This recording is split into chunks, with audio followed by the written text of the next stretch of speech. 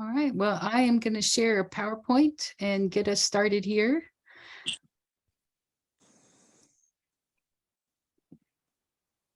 All right, well, welcome everybody. For those of you who are wondering, there is the Emily of the Emily Talks there on the screen.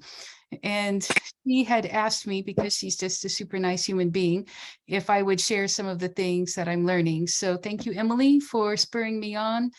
And so I chose this topic, the Abrahamic covenant, and the spread of the gospel among Gentiles in the Old Testament. And then it turned into just Rahab, basically, and Jericho, because that story had so much detail on it. I'm not sure who is drawing on my screen right now, but yeah, thanks. So I am studying at Veritas International University, and I put MA candidate, and I put that is fellow learner. So I'm going to be sharing about stuff that I'm learning about rather than stuff that I've already gained expertise in. And so, yeah, if I could ask you guys to mute yourselves, I'll mute that. Then that will help us all to listen, because it's going to be mostly lecture today. Honestly, that's mostly what we're going to have here in the next hour and a half. So I have to start with the covenant and a linguist. The linguist is me. The linguist is the one who can't resist looking at words, even though it's not strictly speaking necessary for this topic, but it's how I'm wired. So that's how we go. So this is the covenant with Abraham, right? And I want to make sure that we know it. It said, the Lord had said to Abraham, or Abram, leave your native country, your relatives, and your father's family, and go to the land that I will show you. I will bless you and make you famous, and you will be a blessing to others. I will bless those who bless you and curse those who treat you with contempt. All the families on earth will be blessed through you. So that word right there in the Hebrew, and we've been studying biblical Hebrew in my archaeology classes, is mishpacha. And mishpacha is often translated as a family or a clan. It can really go either way. But so I began to wonder, what exactly does this covenant refer to? So let's take a look. I'm trying to move this around on my screen here so I can see you all and advance my slides both. There we go. So mishpacha, a clan. So there's 303 occurrences in the Old Testament, and vast majority of the time it is an extended family. So I decided that it's a smaller division than that of language, but larger than a nuclear family in the modern West. So it's like an extended family. It would be like all of your cousins and all of their siblings, and very much how an Old Testament family would think of family, right? They're not going to just think of mother, father, and a couple kids. They're going to think of a lot more people than that. So there's a good example of this in Genesis 8:19, where it says, every beast, every creeping thing, and every bird, everything that moves on the earth went out by their families. So there's that word mishpacha, right? So you can see that there. And so you can see that those are groups of animals. They're not just, one kind of animal there. So I'm going to admit that person. And then let's look at Genesis 10:20. These are the sons of Ham by their clans, their languages, their lands, and their nations. So here you have that word mishpacha as clans, but then you also have the word nations, which is goy or goyim, which we often will then translate as Gentiles, right? Many of you are probably familiar with that word for Gentiles. So clans seems to be smaller than nations in this verse. I hope that you'll agree with that. I'm still kind of trying to figure out where I can put this picture of you all so that I can also still advance my slides and see my slides. So let's take a look at the covenant, because it's repeated, right? Like 6 different times in the Old Testament. Those of you who have taken perspectives are aware of that. But the covenant is repeated 3 times with Abraham. It's given once again to Isaac, and then repeated twice to Jacob. So every time after that initial telling with Abraham, it uses the Hebrew word goy or goyim, which is often translated as like non-Hebrews, non-Jews, the Gentiles.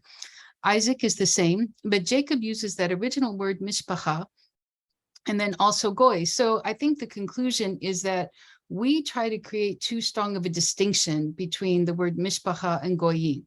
We try to create too strong of a distinction in our Western mindset that I think that these words are basically interchangeable. So that satisfied me. I don't know if that interests you, but that's the way my brain goes because I'm a linguist. So then I thought, how does the New Testament talk about the Abrahamic covenant, right? So in Acts 3, it says this.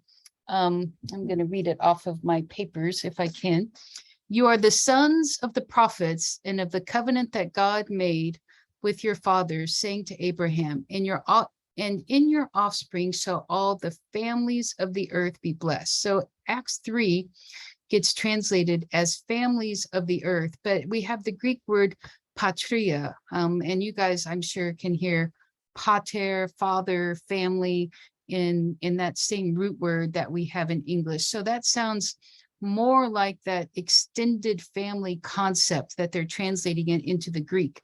And so when we see how New Testament writers translate Hebrew words into Greek, it tells us how they understand them. It tells us, their functional equivalent for them. So let's take a look at this next picture. So Galatians 3:8, as the scripture foreseeing that God would justify the Gentiles by faith, preached the gospel beforehand to Abraham, saying, in you shall all the nations be blessed. So here you get ethnos, and this is the word that we're most familiar with, I think, when most of us study the New Covenant, because the Great Commission says pantata ethne, that's Matthew 28:18-20. So we're familiar with this ethnos, in you shall all the nations be blessed. And then just one more to make sure that we all have the same background before we jump into the question we're trying to answer today.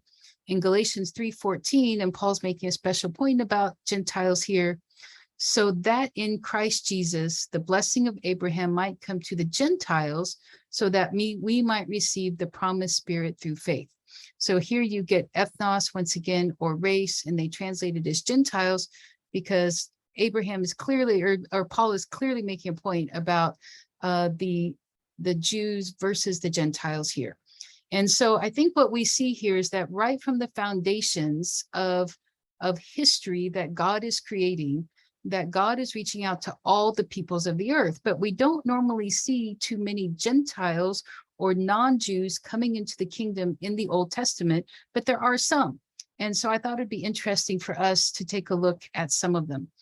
But I thought it would be good for us to remember, who was Abraham?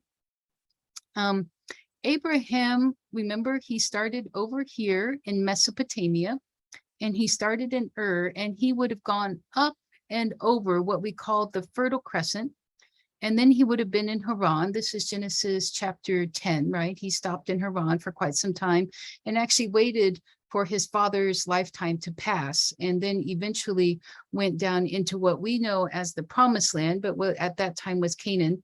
And then actually we also know that when he got to Canaan, that there was a drought at that time. And so he went ahead and passed through and went on to Egypt, but this map doesn't show that. So let's take a look at Abraham and who he was. Abraham was Amuru, or what we often call Amorites. And these were originally people who had come from this area over here and then actually moved east. And so actually what Abraham is doing is that he's moving back into the ancestral homeland that the Amuru would have come from. And by this time, the Amorites, or the Amuru as they're called at that time, are up here. So Abraham was also Habiru. And you can even hear our word Hebrew that comes from that. And there's, yes, hello? Hello? Can you guys see my screen? Did you show up in it?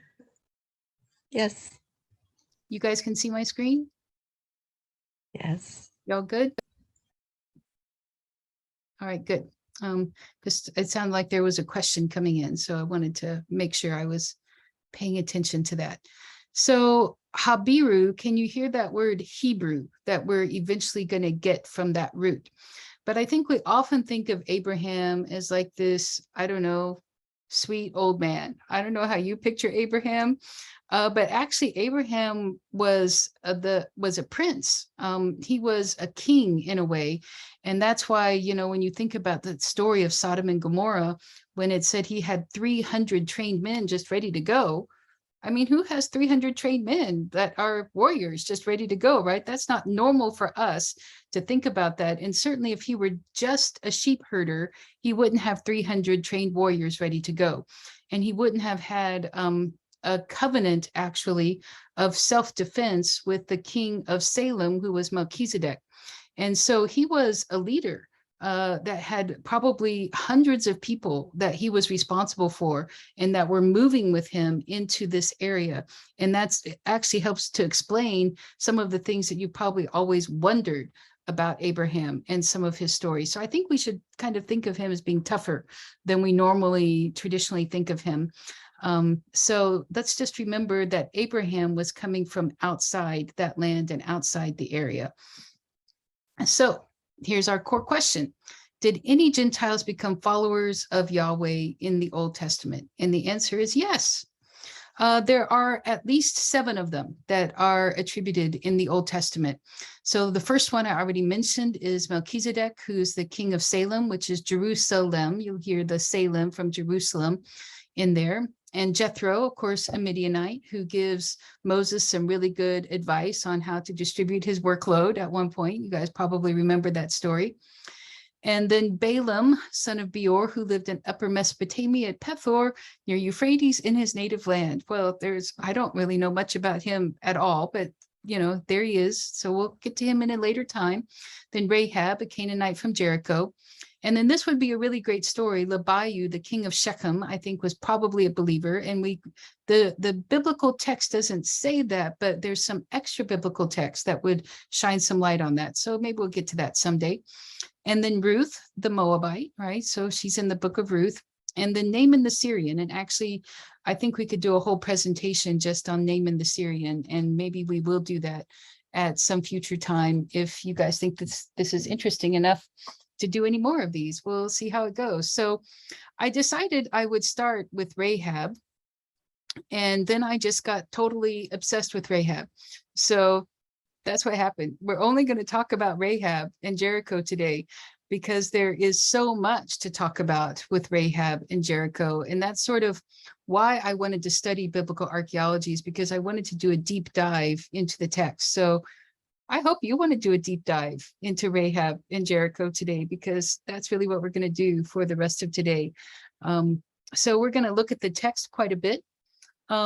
Maybe so that I'm not just droning on and on, would anybody be willing to unmute yourself and read this text out loud from Joshua 2, 1-7? Would anybody be willing to do that? I will. Okay, I requested this. All right, Joshua 2. And Joshua the son of Nun sent 2 men secretly from Shittim as spies, saying, "Go, view the land, especially Jericho." And they went and came into the house of a prostitute, whose name was Rahab, and lodged there. And it was told to the king of Jericho, "Behold, men of Israel have come here tonight to search out the land." Then the king of Jericho sent to Rahab, saying, "Bring out the men who have come to you, who entered your house. They have come to search out all the land." But the woman had taken the 2 men and hidden them. And she said, "True, the men came to me, but I did not know where they were from. And when the gate was about to be closed at dark, the men went out. I do not know where the men went. Pursue them quickly, for you will overtake them." But she had brought them up to the roof and hid them with the stalks of flax that she had laid out in order on the roof. So the men pursued after them on the way to the Jordan as far as the fords, and the gate was shut as soon as the pursuers had gone out. All right. Well, thanks, Emily. So when did this happen? One of the reasons I wanted to study biblical archaeology is because I wanted to finally have enough background knowledge to be able to question the dates that people would give for biblical events. Because, you know, like you read a study guide or a study Bible and it says this happened at thus and such date. And I was always like, how do they know that, right? Most of us don't have enough knowledge to be able to question that. And so I'm going to freely admit to you that some of the dates I'm going to give to you today, you'll see contradictory dates elsewhere. And I probably don't have time to explain all of the reasoning behind it. But one of the conflicts that archaeologists have is the exact date of the Exodus. And depending upon what date you choose for the Exodus, of course, is going to depend on what date you choose for when Joshua is entering into the promised land. So you may see other dates, but I actually think that these are the most accurate dates. And I've given you the reference there because it says the only Jericho that existed during the LBA, the Late Bronze Age, was during Late Bronze Age 2, which is right around 1400 to 1300 BC. And it was fortified, okay? It was a strong city. So this confirms that the Exodus occurred around the beginning of Late Bronze Age 2A, which is about 1400 BC or after, and the conquest occurred in mid to late Bronze Age 2 after 1350 BC. So all of that might just sound like blah, blah, blah to you, right? I don't know if you're familiar with listening to things about the Middle Bronze Age and the Late Bronze Age, but it's how archaeologists kind of divide up these big time periods in history. And so based on the archaeology and based on what they found in the dirt, that is the most logical time for the walls to have fell, because there's evidence. We're going to get to the walls later. Don't you worry. There's evidence that the walls fell right at that time period, exactly in the way that the Bible said that they fell. And so I think that 1350 is really the date that we're looking for, 1350 BC. So let me help position you kind of historically. And I wasn't sure how well this chart would show up, but this chart is a timeline that shows you what the time period we're talking about right here. So that's 1350 BC. And that will also help you know what else is happening in ancient history during that timeline. So there's the Kassite dynasties of Babylon. There's this really cool king called Suppiluliamus. I mean, just he's got like the coolest name in all of history, right? We often call him King Suppi as a result. There's the Mitanni kingdom. Many of you are aware of the Philistines and the sea peoples who are arriving onto the scene right there, and it's the new kingdom of Egypt. And because I wasn't sure how easy it was to see this chart, I did a close-up of it here so that you can see just what's happening in the Israeli history or the Jewish history. So here's Joseph back here. So here you have the time period of the Israelite sojourn in Egypt. And then of course here where we are today at 1350 BC is where Joshua is coming out into the promised land and beginning the Israelite conquest of Canaan. So hopefully that will help you kind of position where we're at in history. So let's take a look at what the text says about Rahab. It says, and Joshua, the son of Nun, secretly sent two men secretly from Shittim as spies. So where is Shittim, right? That's our question here. And actually I'm doing this as part of a biblical geography class. So Shittim is right over here. And what you may not realize is that this right here is Tal El Hammam right here. And you notice as the crow flies, it's not very far from Jericho. And this is actually, Jericho is about 10 miles northwest of the Dead Sea. And this Tal right here is actually a little bit closer than that, even northeast of the Dead Sea, currently in Jordan on the Jordanian side. And here's Mount Nebo, right? That's where Moses was. But what you may not realize is that this right here is biblical Sodom, as in Sodom and Gomorrah, Sodom. And so Shittim was biblical Sodom. It was Sodom, that as in Sodom and Gomorrah. And what you may not realize is that as Joshua is moving into the promised land, as we call it, there were people already there, right? I mean, you see some of that history, but there were lots of city-states there, but it wasn't a unified land. There wasn't just one people group. And that's why we sometimes hear all these different people groups in our Bibles, and we're like, I don't know who those people are, right? Because there were all these different city-states actually with lands around them. And to give you an idea of what I mean by a city-state with a land around them, this is what it would look like to have a city-state an ancient time period. And this actually is biblical Sodom and an artist's reconstruction of biblical Sodom. And you notice that here's the entry point and that there are big walls. And actually, we're going to talk about city gates here in a minute, but city gates almost always made you turn corners to get in because they didn't want to make it easy for attackers to get in. And so they deliberately made it inconvenient actually to get into these cities, but they were up high and so that they were protected, but they were always near a water source if they could, but they would have farmland all around. And when there was a moment where things were unsafe or people were being attacked, of course, they would run from these farmlands and go into the walled city. Now, what we know, because this is biblical Sodom, right, is that this Abel Shittim at this time period was unoccupied. Nobody was living there because it had been destroyed by a meteoritic airburst 350 years earlier. And actually, the archaeology program that I'm a part of does a dig at biblical Sodom, Tal El Hammam, and recently put out a 100-page article verifying that right at 1700 BC, give or take, right when the scriptures said it was destroyed by fire that fell from heaven as in a meteoritic airburst. It has every indication, every marker of a meteoritic airburst, and you can compare these to things like Tunguska and other meteoritic airbursts. And actually, of the 25 authors that are a part of that scientific paper, and I can send you that if you'd like to, just email me and ask me. I think only 1 or 2 of them are even believers. They're just geologists who saw all the markers were there in the archaeological dig. So Abel Shittim, and where Joshua is taking his people, is the empty remains of Sodom. So it's empty and it's available, but it's a great staging ground for them to be able to go across the Jordan and to be able to attack and enter from there. Because as the crow flies, Jericho is not really that far away. And of course, you guys know that Sodom and Jericho are both below sea level, right? They're at that really low place where the Dead Sea is. But they're also called the well-watered plains of the Kikar because that area is very fertile and it was very easy to grow things there. So it's one of the most fertile places in this whole area. So let's take a look at ancient understandings of prostitutes. It's not something we like to think about, I guess, but it's right there in the text. So I think we need to dig into that in the archaeological record a little bit as well. So it says they went and entered the house of a prostitute named Rahab and stayed there.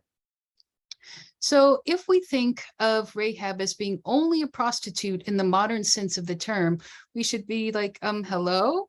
Why were these spies that were supposed to be men of God staying in the house of a prostitute? So that probably leads you to begin to understand that the ancient concept of a prostitute is not exactly the same as ours.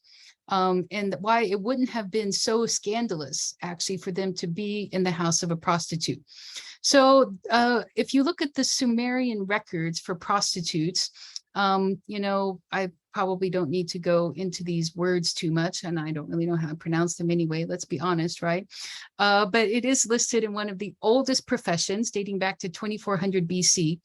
And there are ancient Sumerian words for it. On the same list as a prostitute as an occupation for a woman, they also list other female occupations, a female doctor, and women were also scribes. So that's also challenging our notions of ancient women and how maybe they didn't get education or they were dumb.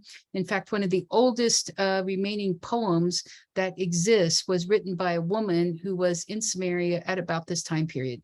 There were also barbers, or maybe we call them beauty shop into modern world, and they were cooks, which we kind of expect from women. But let's take a look at other things that it says in the Code of Hammurabi. You've probably heard of Hammurabi, right? And his eye for an eye, tooth for a tooth legal code. And in law number 179 that Hammurabi wrote, he wrote, if a sister of a god or a prostitute, all right, let's just pause there, sister of a god. So this was part of the religion of the time period. And you guys have heard of temple prostitutes in your biblical reading a little bit, and maybe you've heard of that before. So these prostitutes were servants of gods. They weren't just, prostitutes in the modern sense, but look at the rights that they had. If they receive a gift from her father and a deed in which it has been explicitly stated that she may dispose of it as she pleases and give her complete disposition thereof, if then her father die, then she may leave her property to whomsoever she pleases. Her brothers can raise no claim thereto. So actually, this woman is being protected in her property rights under Sumerian legal code that goes back to, this is roughly 1700 BC, give or take. More than likely, Hammurabi and Abraham were alive at the same time period or almost the same time period. But so see, she's got a status in society and her legal rights are protected in terms of property. So I saw this in the NIV Backgrounds Study Bible, and I'm not sure that it's true. I couldn't verify it based on other things that I saw, but I'm going to offer it because I think that there are smart people who wrote this, but I couldn't yet independently verify this. It says in the 2nd millennium BC, the West Semitic world and that of its Hittite neighbors to the north associated innkeepers, whom Rahab is assumed to be in this story, with prostitutes. So the term prostitutes and innkeepers were synonymous in several languages of this time period. And so it might be an accurate way to think of Rahab as being an innkeeper. And then that idea changed over time because it says of the brewing of alcohol. I couldn't really verify that. But anyway, they said this: the role of the prostitute as innkeeper is attested in the 18th century BC Code of Hammurabi. Now, actually, I read through most of the Code of Hammurabi in preparing this talk, and it's not that long, so it doesn't take that long to read through it. And obviously, I didn't translate it myself. Others had translated it. And I couldn't verify that statement. But we'll still put it out there as a question mark. But definitely we can understand that Rahab was not a prostitute in the way we were probably imagining prostitute if we just read it through a modern lens, right? So let's take a look at the next thing because, you know, once again, sorry, I'm a linguist. What language were they speaking? I mean, doesn't it even make you wonder, like, how were these spies even able to communicate with this lady because they came out of Egypt right then? Well, they were probably speaking Akkadian. So Akkadian is a language that's more ancient than Hebrew, and what in linguistics we call the LWC, the language of wider communication, or the lingua franca, because it sounds cool to use French, everywhere in this area. So even the Egyptians used it, but the Egyptians wrote it in cuneiform. So it was a near universal language for diplomacy and commerce in this time period. And the group of Hebrews that were with Joshua would have undoubtedly had people who could speak Akkadian in it, even if not everybody could. And with Jericho being at a crossroads of trade and diplomacy, it's possible that Rahab could even speak Akkadian herself. So Akkadian was the language that they were using, but there were a couple of other languages that are also important. She would have also spoken local Canaanite. Right, so that's just her local language that eventually grew and merged and joined into Hebrew. But the group that's with Joshua that's coming up out of Egypt, their language has been cooking in isolation in Egypt all of this time period, right? Because they've been separated from the rest of the other Semitic speakers or Canaanite language speakers during their exile in Egypt. So while Joshua and his guys are coming in, their local Canaanite that they're speaking is not a separate language from what Rahab is speaking, but probably sounded like the southern variety of Canaanite, right? So some of you know, if you go to the deep south where some of you are, like I know I've been in Georgia and I have no idea what the people just said to me here, even though they're speaking English. Right? Or if you hear somebody speaking English from Scotland, it's different enough that we have difficulties in communication, but they could have actually spoken each of their individual languages who were dialects of each other and also communicated during this time period. So having understood their language and how they were even talking to each other, I thought it'd be good to find out, well, what religion did Rahab have? If she was maybe a prostitute dedicated to a god, we don't know that for sure, but it's possible. But she would have had a religion, right? Before she became a follower of Yahweh. She would have had something that she believed, and it doesn't tell us for sure, but this is what people in the area believed at the time period. So over here on the right, you have El, and you know that word El, right? If nothing else, you probably know an Amy Grant song about El Shaddai that you learned 30 years ago now. And so El is a root that is in Hebrew and it means God. So that's all that it means. And then this is his consort Asherah. And people would offer ritual sacrifices and prostitution on behalf of the gods. It was normal to offer prostitution. I mean, that doesn't even make sense in how we think about things, right? But it's normal to have temple prostitutes in that time period. And then the gods often had an agricultural theme associated with them as well. So let's take a look at some of the different gods that Rahab might have had. So there was Baal, right? You've heard of Baal. He's mentioned in your Bible. This is him right here. And he was a thunder or rain god. And then there's Astarte or Astarta, who was a fertility god. And then Anat was a warrior god. And what's interesting is that there was give and take between the gods of Canaan and the gods of Egypt during this time period. There was, because Canaan was mostly an Egyptian colony before this time period. And Egypt, of course, was weak, right, during this time period, because why? Hey, the 10 plagues. Egypt had been decimated by the 10 plagues. And maybe in a future time when we talk about Labihu, we can talk about how weak Egypt had become as a result of the 10 plagues during this time period. But you'll see some of these same gods are in paintings or drawings in Egypt as well. So I want to point out something about the Baal cycles. There are 1,500 fragments of cuneiform that were found in this town, Ugarit. It's also called Ras Shamra, which is in current day Syria. And they're written in cuneiform. And when they found them, they were previously unknown language. So it took about 10 years before anybody could read them. But in the 1930s, they were able to decipher them. And to give you an idea of what they look like, this is what they look like. And this is what cuneiform looks like.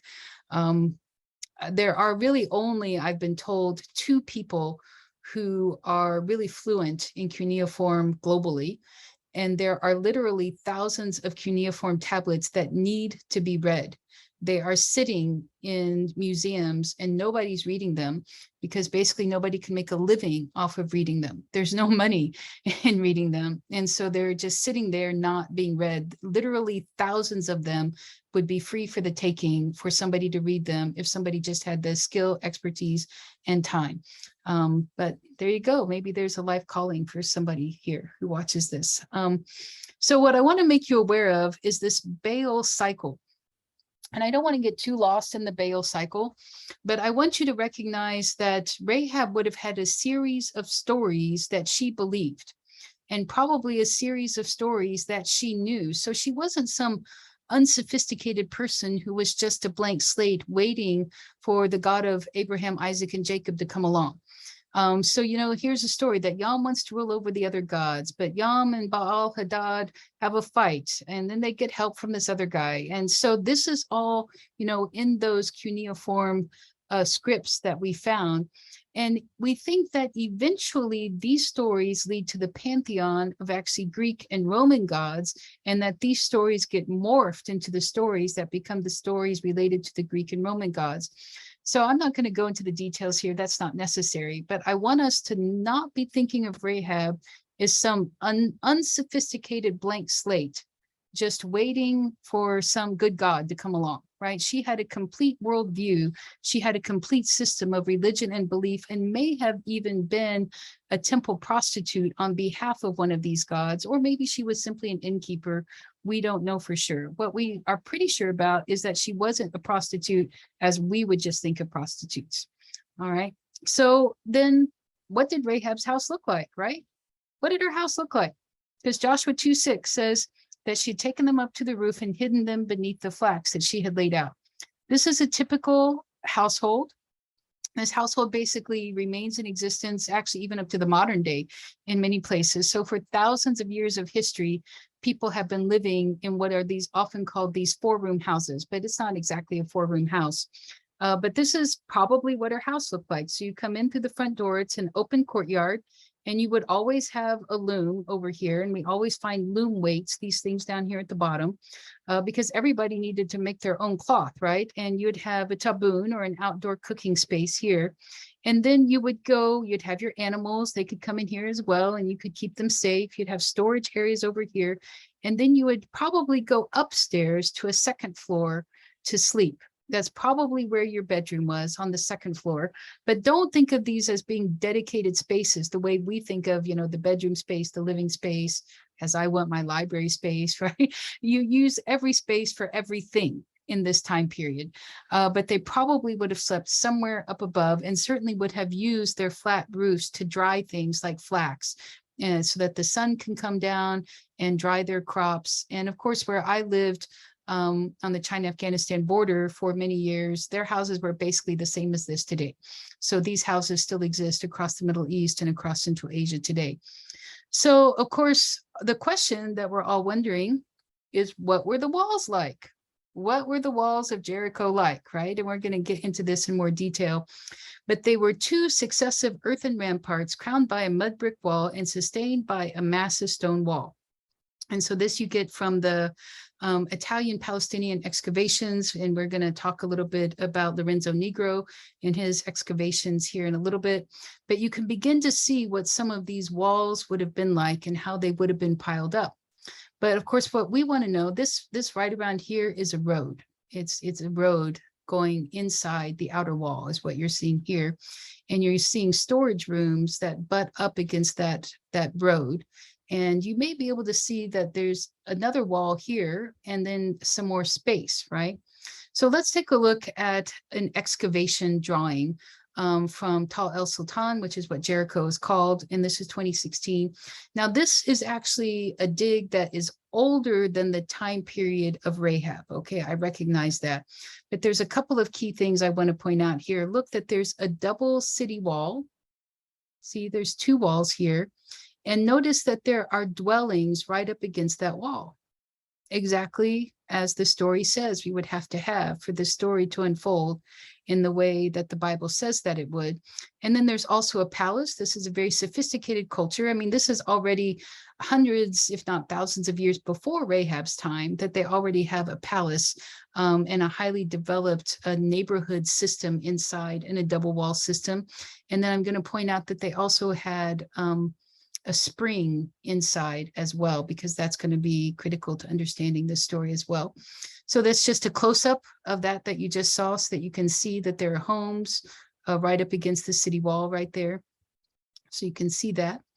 And then I want to point out to you, you can see that there's like some wider parts of the wall here. And then notice this outer wall is thinner. You notice that it's thinner than this inner wall. And so there's a tower right here, and this is the remains of the tower, and you can see the mud brick structure there with the superstructure, and these are called stratigraphic layers that are very important to helping figure out time periods. But this is a tower, so this tower is part of that wall. But what I want you to notice here, if I've got this next picture, yeah, let me explain this to you. This tower, that's the tower we just looked at, that's part of the outer wall. These are houses right up against that tower that's in the outer wall. And you can see there's a cooking area probably right there. So it makes sense what the text says, that Rahab's house was against this wall. All right, you guys following with me on that one? Okay, thank you. Thanks for the head nods, I appreciate them. This is also another drawing of what houses look like in this time period. Lane Rittmeyer is one of the premier archaeological, he does drawings because he is an architect, and so he does really some of the best architectural drawings of ancient sites.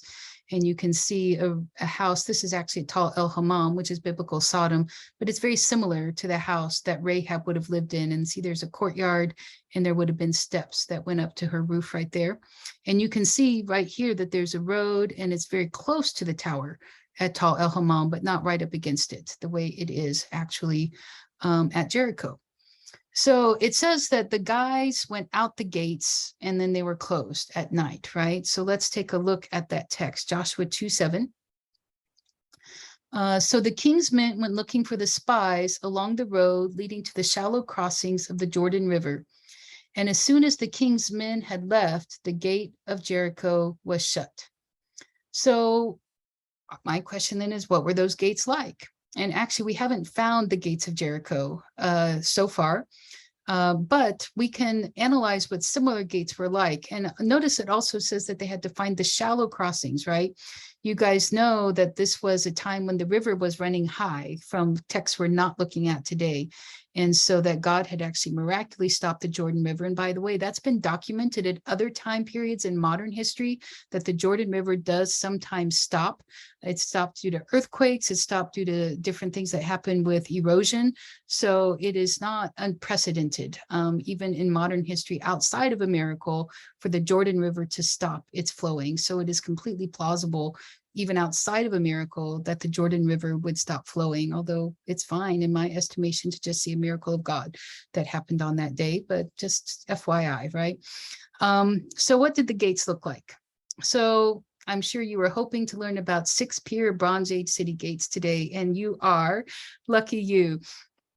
So I already pointed out how they deliberately made it hard to get into ancient cities because they didn't want people to just be able to invade.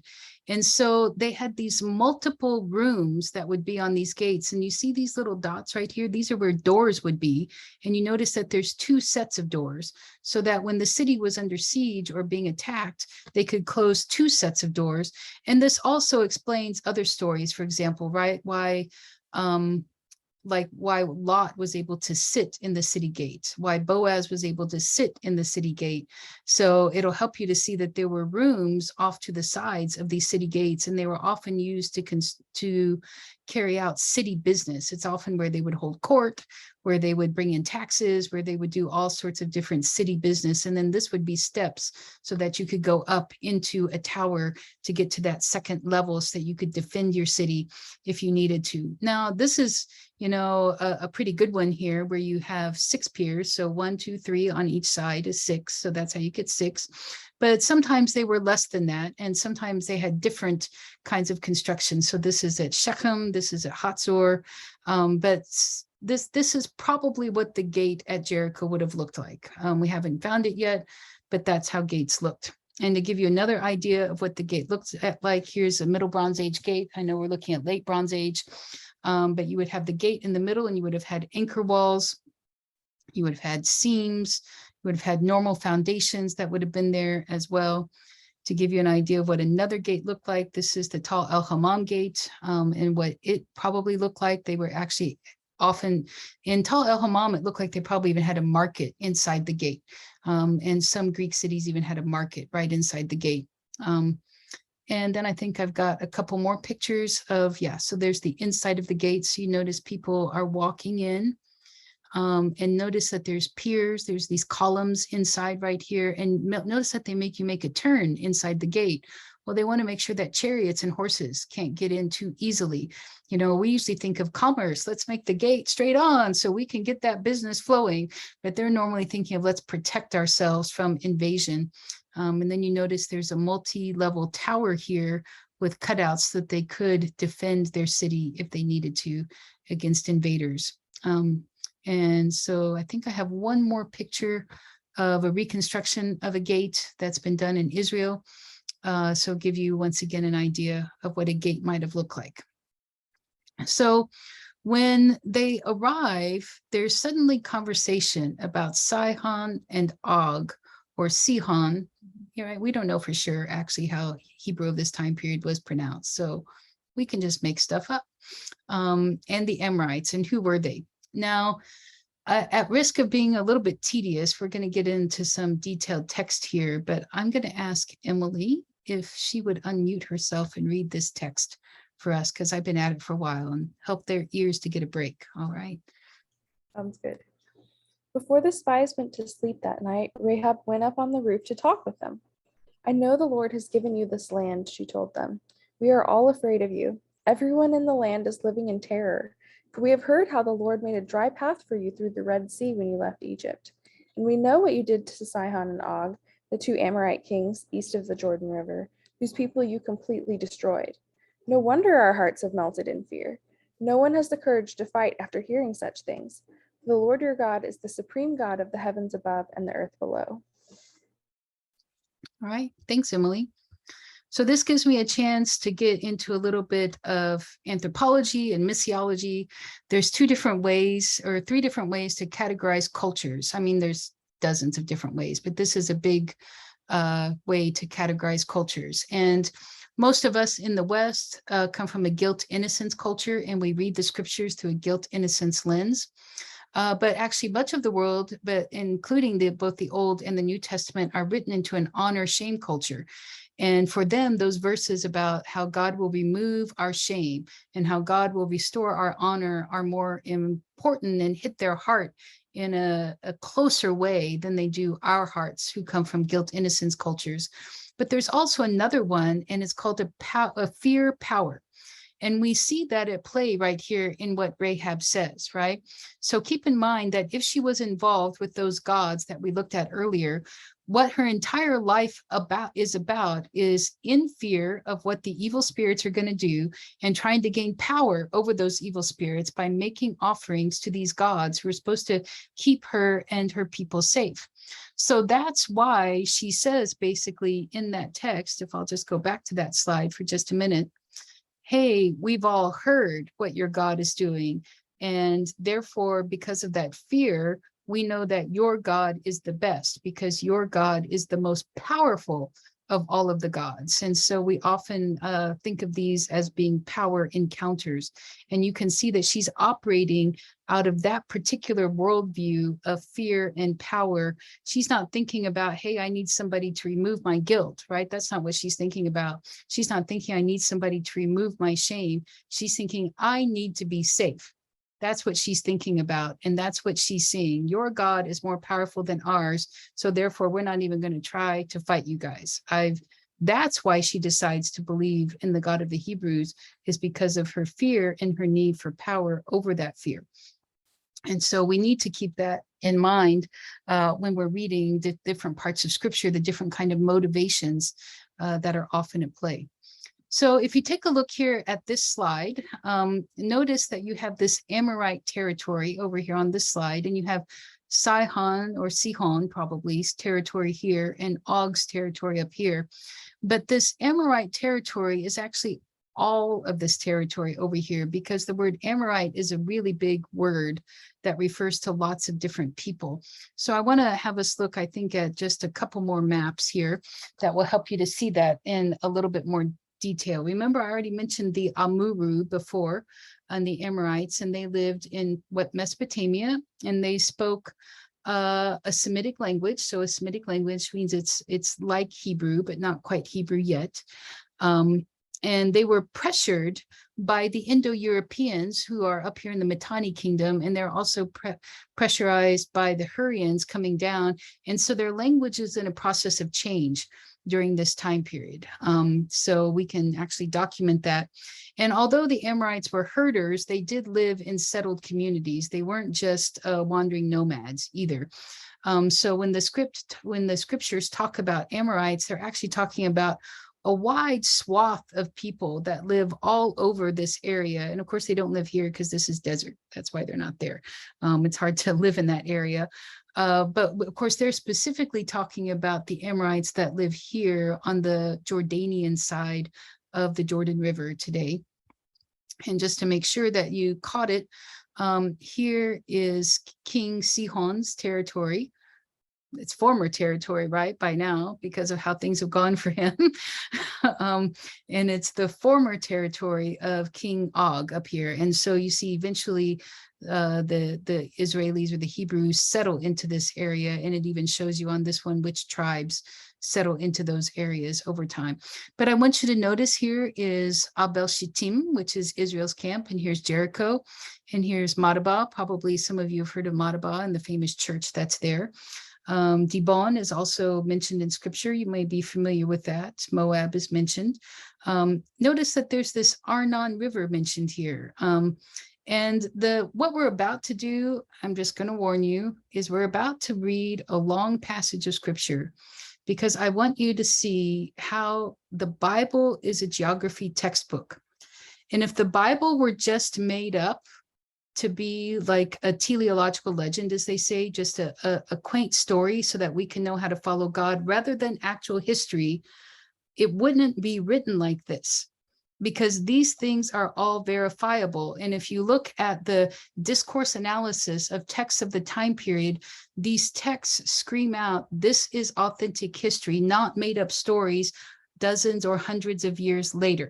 Because if they do made up stories, they have a different way of writing texts, right? They don't write them in this way. And so I kind of want somebody else to read this, but I don't want to torture you either, because there's like a million different words to pronounce. So Emily, do you feel up to the task of reading these texts out loud, or do you want me to just go for it? It's okay if you say you just want me to go for it. Okay, I'll try as long as no one minds me messing up pronunciation. And just a warning, Emily, there are multiple screens. I figured. Yeah, that's okay. All right. The Israelites traveled next to Oboth and camped there. Then they went on to Abarim in the wilderness on the eastern border of Moab. From there, they traveled to the valley of Zered Brook and set up camp. Then they moved out and camped on the far side of the Arnon River in the wilderness adjacent to the territory of the Amorites. The Arnon is the boundary line between the Moabites and the Amorites. For this reason, the book of the Wars of the Lord speaks of the town of Wahab in the area of Suphah and the ravines of the Arnon River, and the ravines that extend as far as the settlement of Ar on the border of Moab. All right, good job. Here we go. From there, the Israelites traveled to Beer, which is the well where the Lord said to Moses, "Assemble the people, and I will give them water." There, the Israelites sang this song: "Spring up, O well, sing its praises. Sing of this well which princes dug, which great leaders hollowed out with their scepters and staffs." Then the Israelites left the wilderness and proceeded on through Mattanah, Nahaliel, and Bamoth. After that, they went on to the valley in Moab, where Pisgah Peak overlooks the wasteland.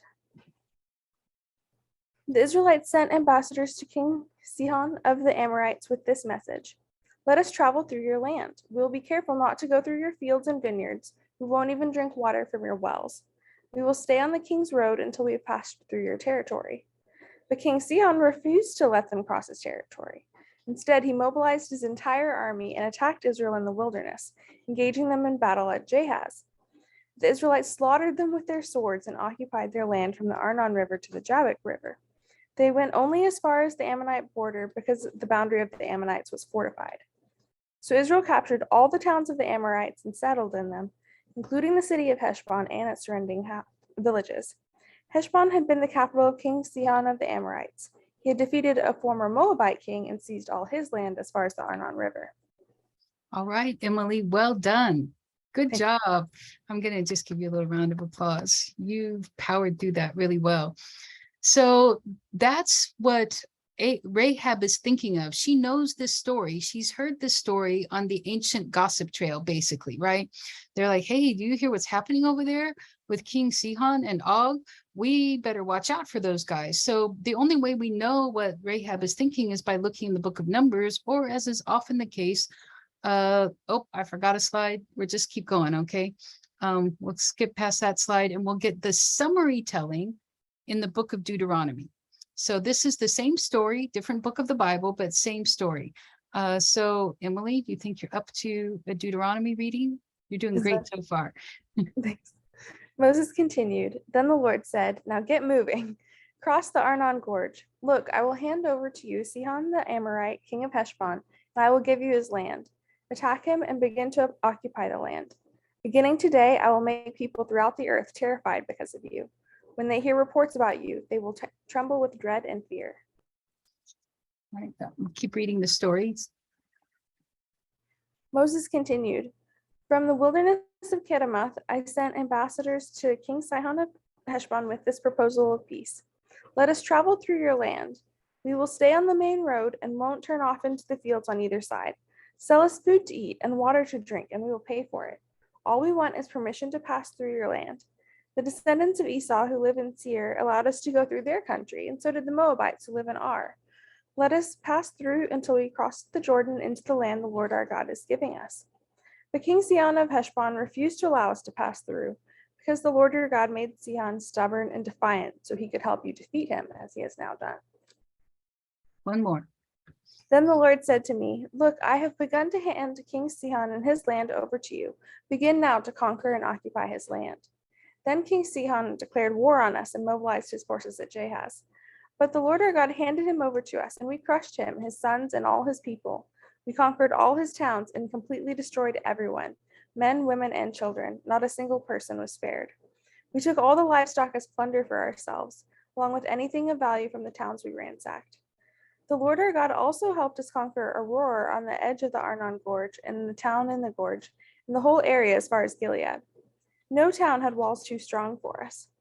However, we avoided the land of the Ammonites all along the Jabbok River and the towns in the hill country, all the places the Lord our God had commanded us to leave alone.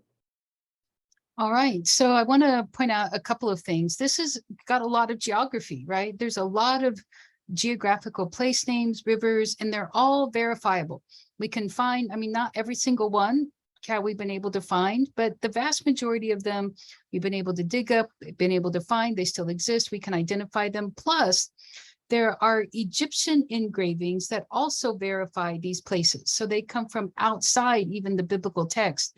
And the Egyptians verify that they were going through and conquering even some of the same places. Now, obviously, I'm not going into that today, but it's verifiable outside of the biblical text. But notice today that what it says here, I will make people terrified because of you. Now, if you begin to think about Rahab's worldview, see, to us, that just sounds like, you know, what a mean God. That's what it sounds like to us. But what they're actually identifying and addressing is Rahab's worldview, which is that fear, power worldview. And so what they're saying is that if people are afraid of you, they will see the power of God, and then they will begin to follow God. That's actually what God is saying here. So we need to make sure that we're understanding these things through the worldview of the time period. And then just one more time, just to make sure that, you know, you're convinced. You saw this map once before, but look, there's the Arnon River, there's Moab, there's the city of Ar, there's Aor. You know, these are the cities that you just read about. Some of them we're not 100% sure where they are. But they're all there in the dirt. So these are things that archaeology can actually help us with and help us to find. So my question then is, well, what about Rahab? You know, what's happening to her? And let's get back to her story. And this is another biblical text. So I'm afraid to ask anybody else to read a biblical text, but maybe Jan would. I think she looks like she's ready and willing. I'd be happy to. All right, thanks, Jan. Give it a shot. Now swear to me by the Lord that you will be kind to me and my family since I have helped you. Give me some guarantee that when Jericho is conquered, you will let me live along with my father and mother, my brothers and sisters, and all their families. We offer our own lives as a guarantee for your safety, the men agreed. If you don't betray us, we will keep our promise and be kind to you when the Lord gives us the land. Then, since Rahab's house was built into the town wall, she let them down by a rope through the window. Escape to the hill country, she told them. Hide there for 3 days from the men searching for you. Then when they have returned, you can go on your way. All right. Thanks, Jan. My pleasure.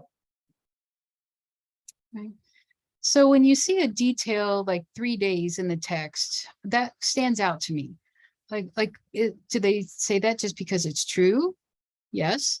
Or is there some other reason for it? Now it's interesting that soldiers in the late Bronze Age, so that's the exact time period we're talking about here, there's a document called Instructions to the Commander of the Border Fortress.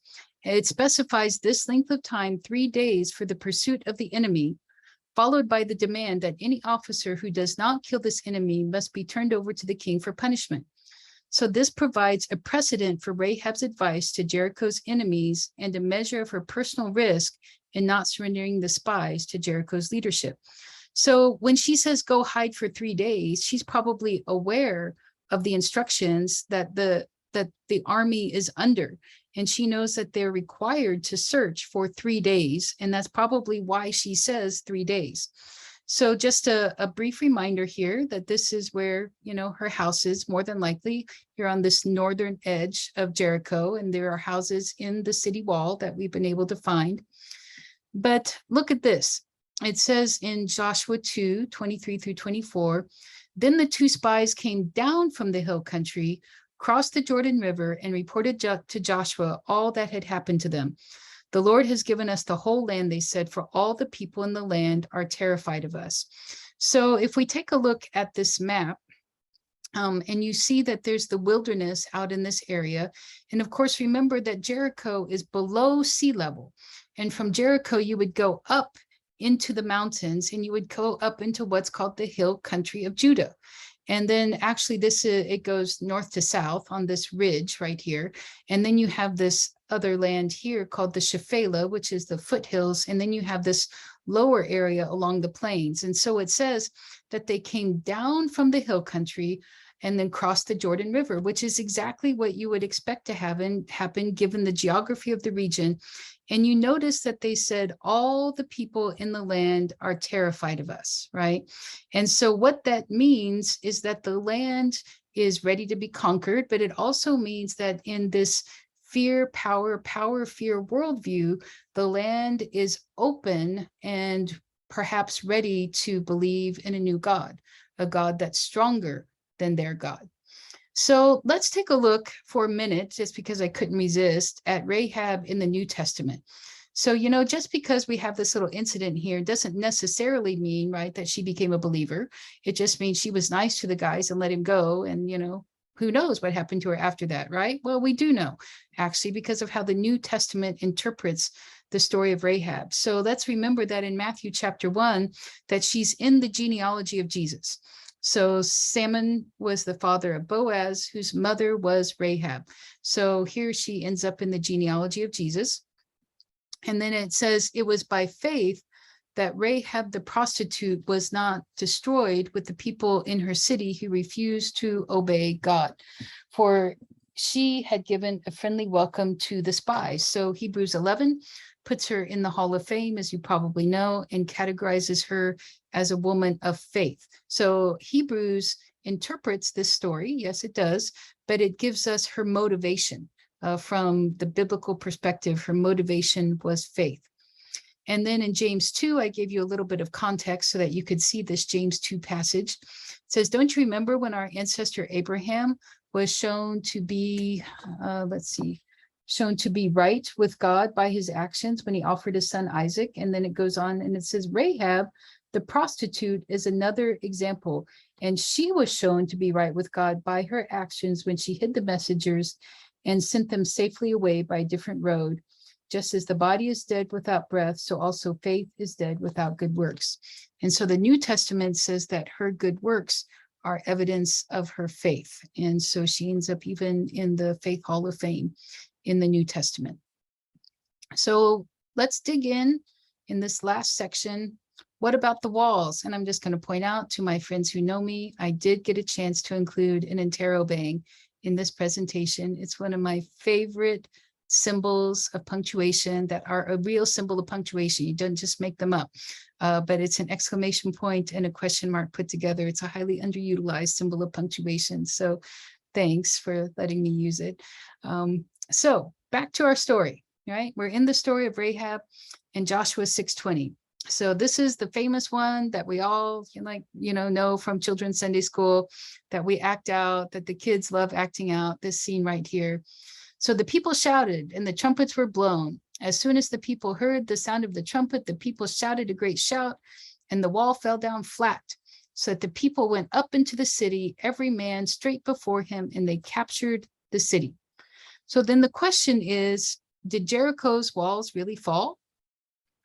So even before this time, a group of Germans had done an archaeological dig, but John Garstang did a dig in the 1920s, and he said, yep, those walls fell just like the Bible said. Right time, got the collapsed walls. He said, yep, it's all there. But then coming along in the 1950s, Kathleen Kenyon said, nope, it didn't happen. I couldn't find it in the dirt. The walls that I found were before the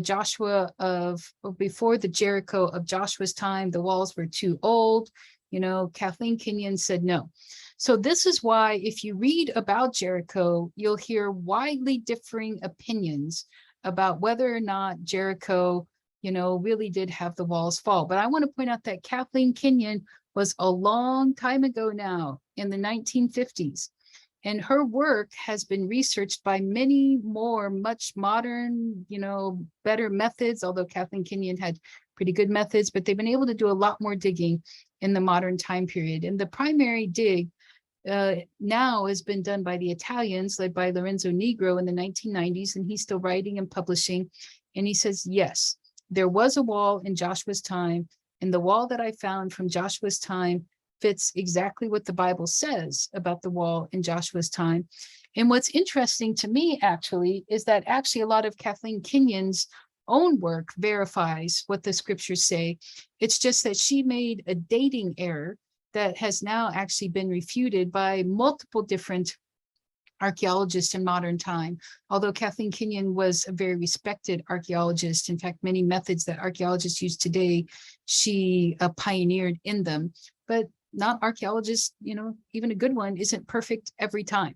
And so the archaeologists that are doing the research now, 50 years in the future, say, nope, the walls were there in Joshua's time, and the walls were what we would expect to have them be. So Jericho had double walls. We've already seen that, and we've looked at that.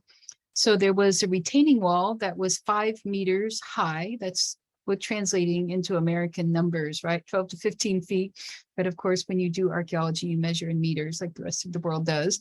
And then on top of that wall, there was a mud brick wall, 6 feet thick. And then after that, there was 6 to 8 meters high. And so you have this quite steep embankment, and there was another mud brick wall at the height of that embankment. So you have this double wall, and they have found this double wall. All right, this is in the dirt. You can dig this up and you can verify that double wall. So this is probably what Jericho looked like in this time period of Joshua and Rahab. That there was an entry gate, which I said we haven't found yet. So they've just drawn a very simple one here because, you know, we can't be certain because they haven't found that gate yet. But we know that there were 2 walls, and that people were living in between these walls, and even were living right up along these walls. So the whole city was probably about 9 acres. And of course, you would have put your palace at the top in the middle where it was most protected, where you would have put it. And it probably had about 1,200 people under normal circumstances based on calculations that we do for, you know, population density and stuff like that. But Jericho would almost undoubtedly have had more people than that at that time period. Why? Because the people were filled with fear at Joshua and his group. And what happens when people are filled with fear from any group, any invader? They leave the agricultural lands around and they run into the city so that they're safe, right? And you even hear this in the Psalms, like the Lord is a strong tower that we run into and are safe. I think that's Psalm 18. Did I get that right? Yeah, I hope. Yeah, somebody will correct me if that's not the right Bible reference. But anyway, so it was a pretty big town for that time period, a pretty big city. And Jericho was strong. I know that we've looked at this chart before, but I wanted to bring it up again. It had a spring inside the city. So that's like super awesome if you think you're about to be besieged and you're going to have to spend months inside of the city. It had strong walls, but it also had, according to the biblical text, it had spring harvest, right? Spring harvest had just come. The Jordan River was high. So they've got all sorts of food probably inside the city. They've got water. So if Joshua's and his army are going to come, it's probably going to be a really long siege, because once they close that door, they've got lots of food. They've got lots of water. They can probably hold out for months. Some ancient cities even held out for years when there was a siege. But of course, Joshua and his group of Hebrews, they don't have the resources for that.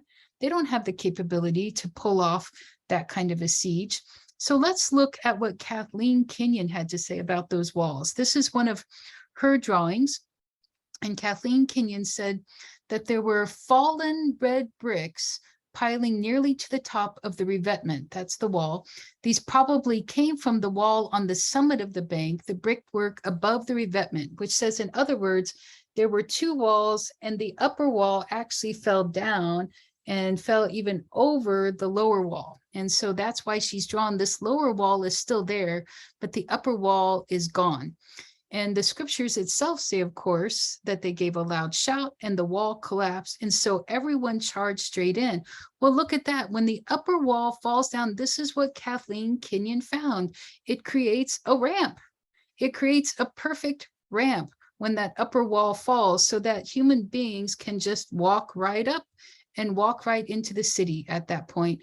And so what Kathleen Kenyon found in the archaeology verifies the story of Joshua, that people could charge straight in and therefore take the city because of the way that the walls fell. And so Kathleen Kenyon actually said this. She said the destruction was complete.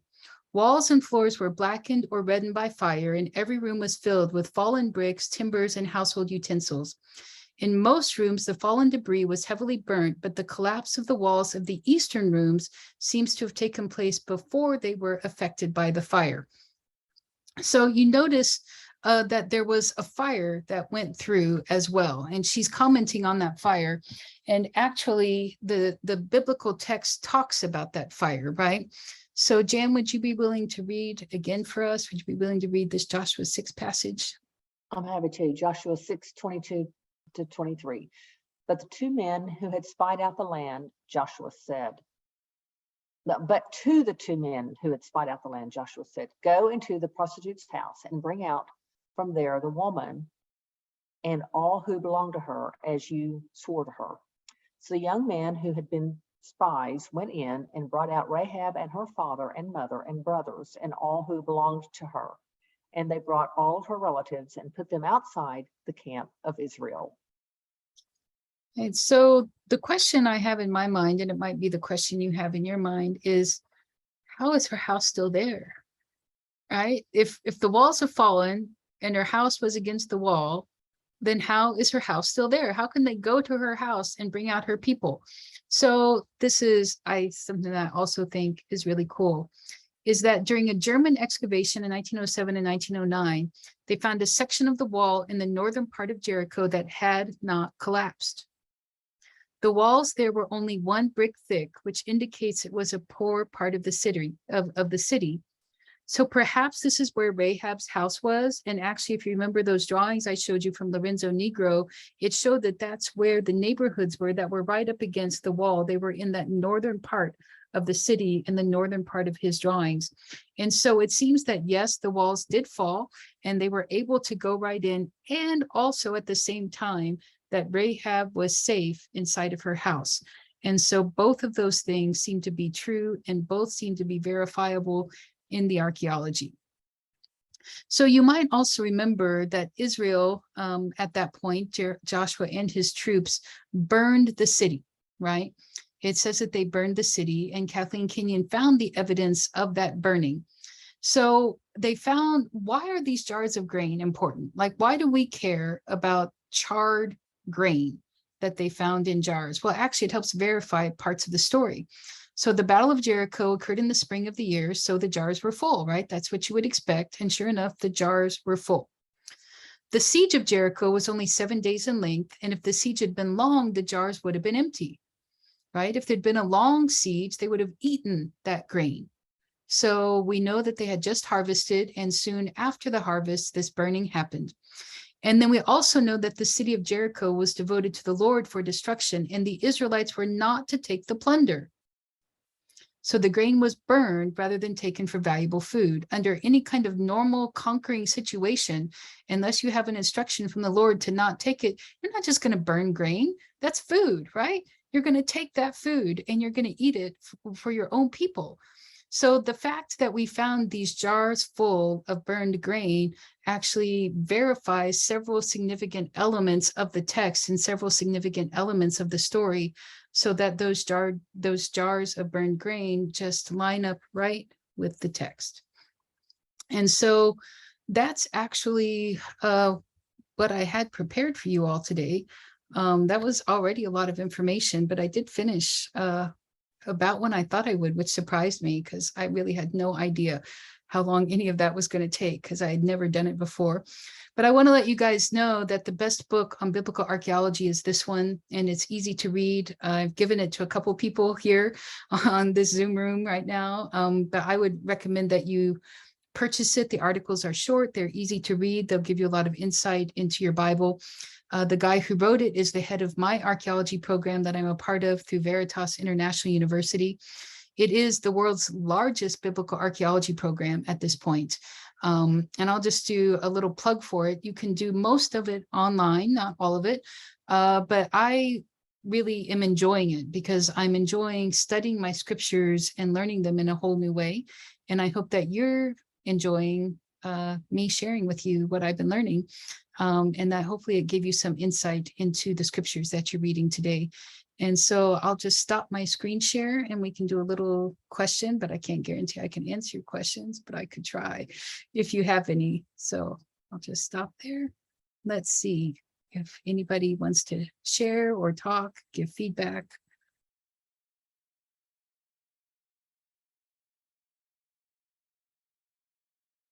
I'll just say, like, I am not a brainiac by all means. Like, so much, I would have to see this like 15 times in order to get a grasp, you know, on it. But I'm just amazed, and really, I'm in a sense of a worship right now because of everything that has been written in the Word of God is, and it doesn't have to be. Like, he doesn't have to have archaeologists find the proof, you know, he doesn't have to do that, but he has allowed it. And I don't know, I'm right now, I'm just speechless because, like you said earlier, the Bible was written, I think, for many reasons. God, I don't think there's one specific reason, but I think one of the reasons that God has history that he knew would later be, I'm even getting emotional, that he knew would later be discovered by archaeologists, you know, who they may know it or not know it. He called them, you know, and prepared them to do the archaeology and find these discoveries that prove the Bible to be accurate and true. I don't know, it just amazes me. So thank you so much, Pam, for the hard work that you've done to prepare this. And I know that that's a passion of your heart. And I don't know if it comes easy to you, but boy, howdy, it's just worthwhile. It's worthwhile what you do and many others do to teach us, just a little glimpse, you know, of the truth, the proven truth of God's word. Not that we need it and not that God needs to prove it, but it's just makes it more valid, especially when maybe conversations can come up and you can say, anyway, I'll go on, but that's all. Thank you so much. Yeah, thanks, Jan. I think that's been important to me too, because I actually call this program a quiet time on steroids. I'm doing this because I want to know the scriptures better, but I don't feel like I have to prove them. And actually, my archaeology program is very careful to remind us to not twist the evidence, to let the evidence be the evidence. And we actually have some things that are we don't think this fits scripture yet. So we're just going to tell what we found, and we're going to put it over here in the unexplained box for now, but we're going to report it, and we're going to be honest about it. Because, you know, a lot of really cool insights have happened in archaeology, even over the past 10 or 20 years. There were historians and archaeologists as recently as 10, 20 years ago saying, oh, anything before David never really happened. Well, then they found so much evidence that there are very few archaeologists now saying that the Bronze Age scriptures never happened. Almost all archaeologists, I mean, there are always a few exceptions, right? But they've just found so much evidence of it that they're like, it's just not intellectually and academically honest anymore to say that those were legends that were made up later. And so to me, that's exciting and that's fun. And honestly, it's a huge, steep learning curve for me. I mean, like sitting here, I maybe feel sort of smart, but when I'm in my archaeology class, I'm like, what are we talking about again? And I've learned my scriptures in a whole new way because, you know, I never paid attention to the Jabbok River or the town named Aor before, and you probably never did either, right? So those guys are really challenging my heart in a good way to grow. And so for that, I'm really appreciative as well.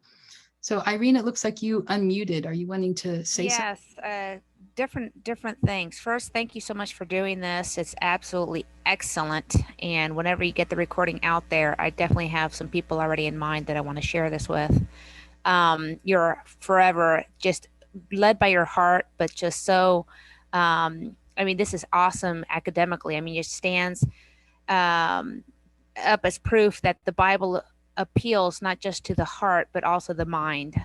It's just amazing.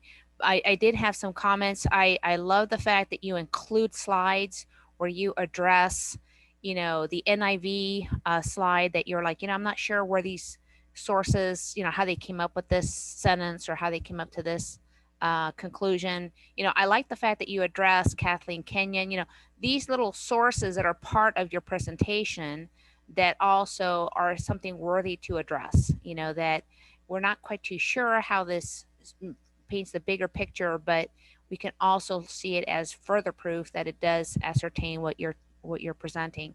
So all of that was awesome. The only thing I had a quick question on is those diagrams that you showed of Jericho itself. I mean, it showed basically three sides.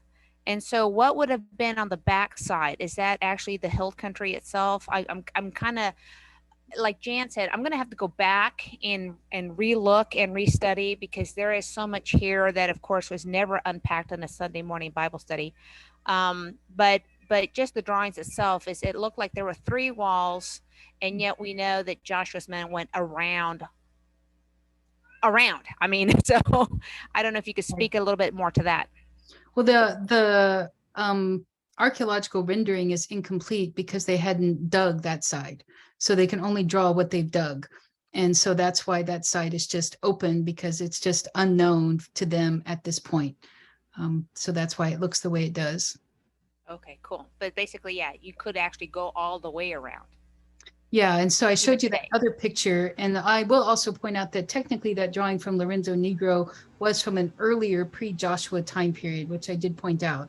But it was just to show you that, you know, it was known that there was a spring inside, that there were houses against the wall, just as one more piece of evidence. Yeah.